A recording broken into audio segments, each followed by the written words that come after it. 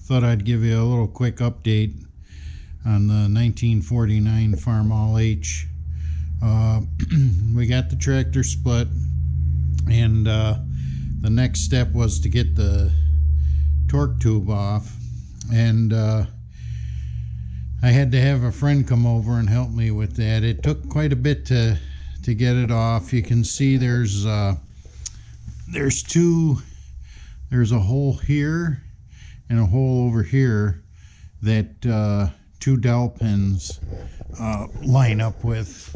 And if we look at the torque tube, you can see the pins here and here, and you had to just have everything lined up just right.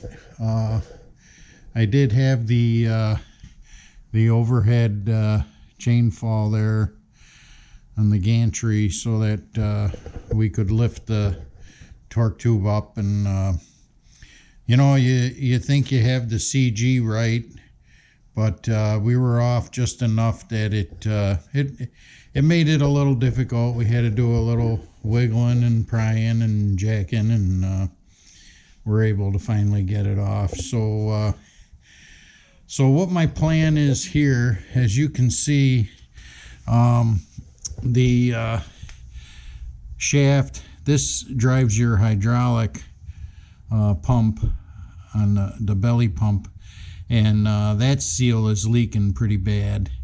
And then also the seal is leaking. Here, let me get a flashlight and I can light this up. There you can see how wet things are under there. So I want to replace those two seals, and hopefully the bearings are okay. We got to take off the rest of this flange, and well, actually it's like a coupling for the drive shaft, and then pull that flange off the input shaft to the transmission. The bearings and everything feel real good, but we'll see how that goes. I got some parts on order, and we'll get them in. I did order new clutch and pressure plate and a bunch of seals and gaskets. I am going to be putting in a new rear main, so I've been cleaning this up a little bit.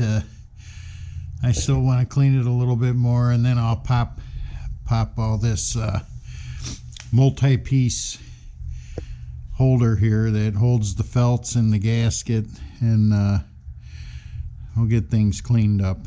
I like to have them pretty clean before I pull them apart, but got all the parts on order for that. So we're making a little bit of progress on the 49H.